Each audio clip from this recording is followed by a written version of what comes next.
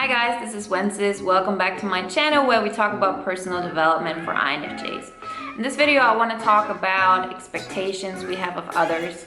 And we expect so much and get upset that they don't apply them or just follow us. And I've been talking about expectations like this probably for the last couple of years, but this is something different. This is something I realized probably last week in that extent for me, and so I wanted to share it because I think a lot of growth happened from that, and I believe that a lot of growth will also happen in the future. The thing I want to talk to you specifically is for me getting upset at people for not following me. And I'm not talking about following me as in like this channel following me, but let's say you have friends or like a love interest and you know they're living in this world that they don't like, and still they stay there instead of following me and my worldview, which you know is going to make them happier. So you have this expectation of them going your route because you know this is the better route for them. See, in the end, it's not like they're gonna believe the way you believe. It's not like they're gonna see the world you see it.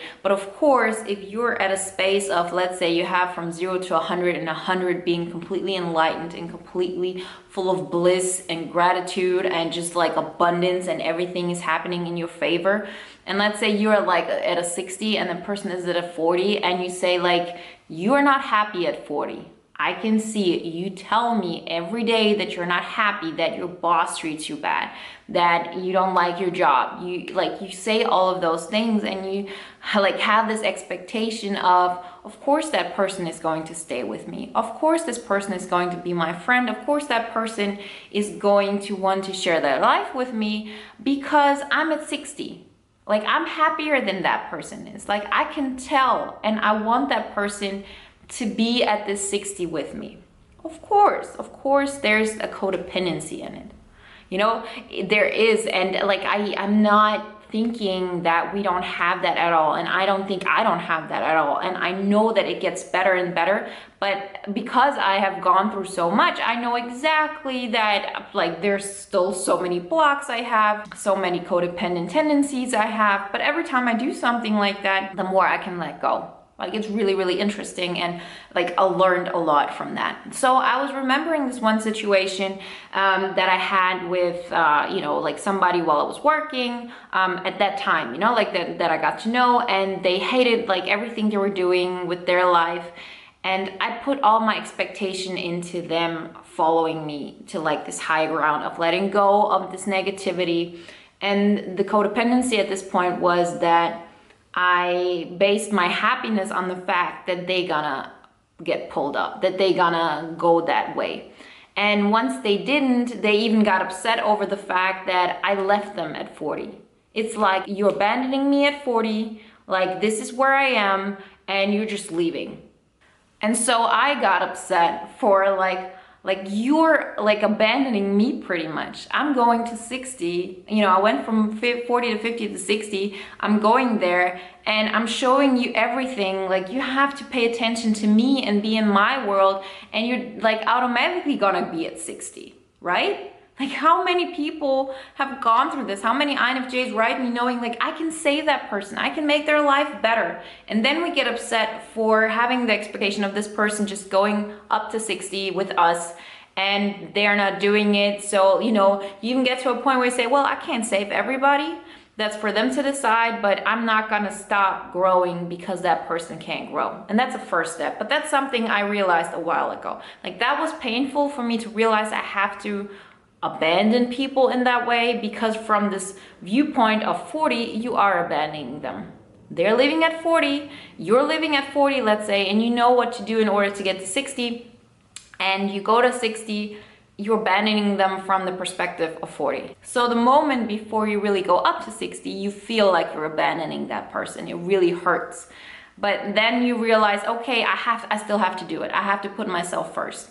And then this guilt comes. And this guilt comes of, you know, I know this is the right thing to do, but it still hurts. I still feel how that person feels. I see that that person's upset with me, and I'm still gonna do it. And with time, I was able to let go more. And from time to time, anger rose up in me, and it was anger of like made me feel so bad about myself, but he didn't do it because like it was good for him, he still didn't do it, and I felt horrible. And so we project like all that anger towards that person and feel like they had the choice. Why didn't they go? And a lot of us even project that back to us, as in, I wasn't good enough for him maybe, or like my friends didn't like me enough, I wasn't interesting enough for them, and all those feelings come up. So that's a spot where I was at maybe like even 2 weeks ago, from like my understanding with a lot of people. That's just not that one person as specific.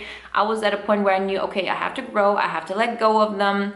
Every time like anger comes up, I try to work with empathy, as in a way of, okay, it's over, I wish him all the best. Like if I wasn't in that situation, I wouldn't have really maybe made this spot and really learned one more time that it's important to fight for myself. And now like the next thing happened, which was a realization that just came out of nowhere. And so it's that this person does not have control over getting from 40 to 60, because all they see right now is just that world that they don't like. There is no world of something could be better. They don't see how. By talking to you every day, it doesn't make them feel like that's gonna change their world. It doesn't. And you know, like you can't just tell them like theoretically, oh, okay, you have to talk to me, you have to be more in my energy field, and then automatically you're gonna change. It just doesn't work like this. And I would think like everybody knows this. And there's so many realizations I've had. And of course, theoretically thinking about it, yeah, of course I know that they don't have any choice. But now I really felt it. I felt like right now, okay, there's this version of me, and then there's this other version who's helping millions of people, who lives like in this beach house which is worth, let's say, $60 million, and I can really use all my energy to really end poverty on the world, and I have a lot of love, and I have children, and I have a husband, and I have all of those things. Like that version of myself and that version now. Like right now, I don't see how to get there. Of course, this is an example. Like, I don't know if that is in any way what like my true self, you know, is. Like my true self could be that I'm like living in the jungle, and I build up a new forest, and I'm just completely one with nature. So I was just taking that as an example, but I don't know that. I don't see anything outside of my current reality. It just isn't possible. So when I'm not able to make that switch from 60 to 80 or from 20 to 30 or whatever, how can I expect somebody else to do it? Like, yeah, it's step by step, and everybody has to do it on their own. And you can't make people get over those hurdles. Like, you come here, you watch my videos, and then you make those switches. Not because I'm talking here with you, but because you felt in your inner being, I'm gonna go watch a video and I'm gonna listen to it from this exact point of view, which will give me the tools so I can grow. You're the one who does the shift. I mean, just me talking here doesn't mean that so many people around me are watching this and are doing the steps. You're the one who has like this feeling of, oh, I want to be more of myself. You made the decision to watch this. You made the decision to look at it from a specific point of view, and then you change that thing about yourself. It's not me changing you. It's not me pulling you up. You're the one who comes here and gets the information. And so that's just a little side note here as well. That's why I say it's so important that you exude your energy, because the people who will benefit from this, they will find you. They will find you through their doing. But in order for people to find you, you have to be able to be found, right? So it's on us to really make a point of, I'm gonna exude everything that I am. I'm gonna exude that when I go down the street. I'm gonna exude it when I post something online. I'm gonna exude it when I do music, or write poetry. and share that with the world, and like people will find it, and it'll be like shortly. It's not like I started and then like hundreds and thousands of people found my material and then like it was awesome. It's a step-by-step process, and the more I learn just like who I am, like, you know, those things get like happen more easily. But like realizing this, I don't know that world that is more of who I am. I don't know that. But there's a person who's already at like, let's say 70 when I'm at 60, and they look at me and they say, yeah, that person is not at 70 yet. And they can tell me, you have a block here. You have a specific block, you believe something, and once you change that, you're gonna feel better, and you're also going to be able to go to 70. But I'm the one who has to make that change. I have to be the one looking for that 70 person and say, I want to grow. I'm going to look for the 70 person, and I'm going to listen to it from a specific point of view. If somebody comes up to me and says, you have to eat carrots all day, every day, and you do that for 10 days, and then you're going to be at a new level. You're going to be happy. I'm going to think, why? Like, Like, why should I know that? It's not like, what is that going to help me? Because I look at this 70 person and I'm not gonna realize that that person is actually going to help me, because I wasn't looking for that advice. I wasn't at a point yet where I was open to receive that advice. So that's how you see it with other people that you try to pull up. It just doesn't work this way. For them, it will feel like abandonment. And it will feel that they have no other choice. They will just see, oh, okay, so she's not doing what I'm doing, but why would that make me more happy? Like right now, I'm so in this hamster wheel. I'm trying to like get out of it somehow, but it's definitely not gonna be by me just like doing what she wants me to do. You know, it's like it has to come from within, and we have to have realization. And when it comes back to our expectations is that we expect that person to view the world from our point, you know, from their perspective, but still at 60 if we're at 60. We don't expect that person to see the world at 40. And that expectation is what causes us all the problems, because those are the things we put in our happiness, that we say, oh, I'm basing my reality on the fact that this person is going to get to 60 with me. I'm basing the fact that that's gonna really change my life. So if I say, let's say my mom, you know, like my mom wants to get a better job, my mom wants to feel better, and I very often still get to a point where I want to pull her up, and I like imagine my future where she's also happy and everything is great, and I'm not going to do that anymore. Like, she will find and go to the places that she needs on her own time. And like, I see it, like, you know, like this year she's done so much she's never done before, and I still talk to her a lot in these things, but I don't have an expectation of, oh, you have to be happy now, otherwise I'm not going to be happy. I used to be like this when I was 20, that I felt I'm responsible for her happiness, and this is not working.